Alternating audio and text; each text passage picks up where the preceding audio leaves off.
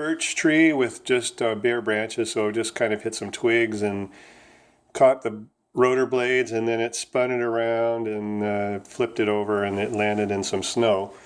But one of the blades got completely schnizzled off both ends, so that one probably, who knows, it probably came in contact with a thicker branch. The rest of them, all four have been injured, so they all four have to be replaced.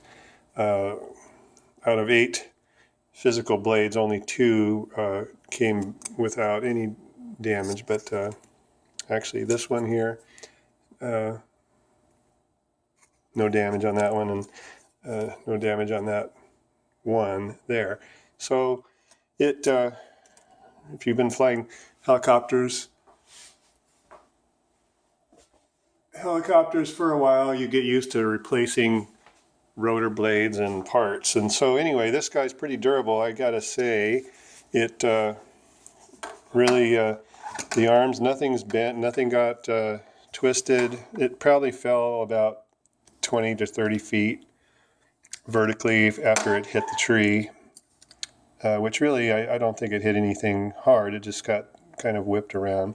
But what did happen is it impacted the front. I think it actually came in and hit the nose first into the snow.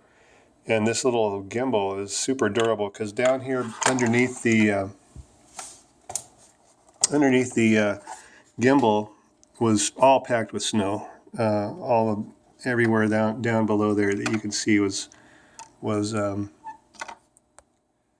snow. And it's only 14 degrees outside, so I didn't have to worry about it melting and turning into water and going inside. So I got it here and quickly, actually down there I used the little birch twigs to dig out all the snow I could, and there was just a little bit left.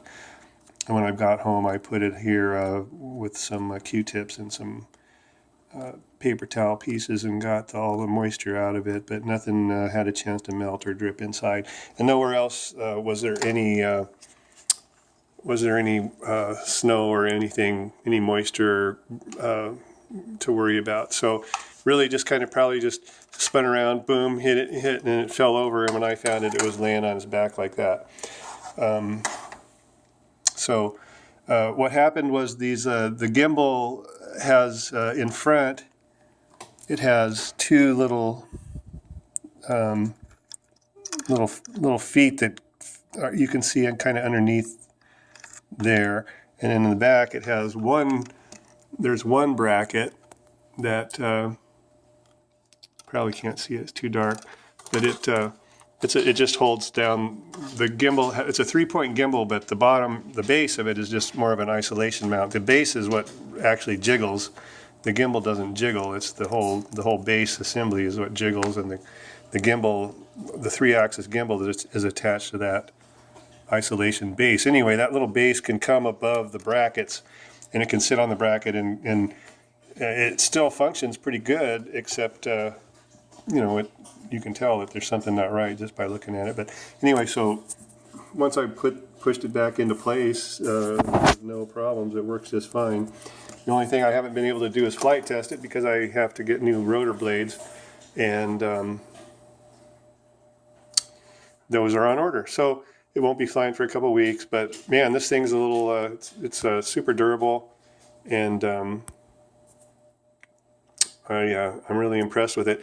I don't think it was the collision avoidance, because I think it kind of came in sideways because I was sliding as an aircraft would do without banking. I was only giving it yaw, and so it slid sideways into the trees like that because it was going pretty fast. I mean, that's what I didn't realize. It was going probably 25, 30 miles an hour, and I'm trying to follow the railroad tracks, and it wanted to go in a straight line.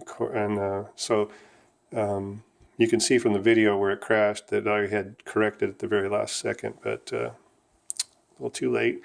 I'm glad it had GPS, because if it wasn't for that, it would have really been hard to find. Just being able to follow this thing back home, or back to where it crashed using the controller, was really a super nice feature. So glad it's okay. Results good. Things very crash-worthy, it seems, as long as, you know, I mean, I really think this thing came in nose first at one point. This was all, the bottom underneath this thing was all packed with snow down at the bottom of this gimbal assembly. And otherwise, yeah, it just, I got lucky, and I'm glad that that's all that happened. Thanks for watching.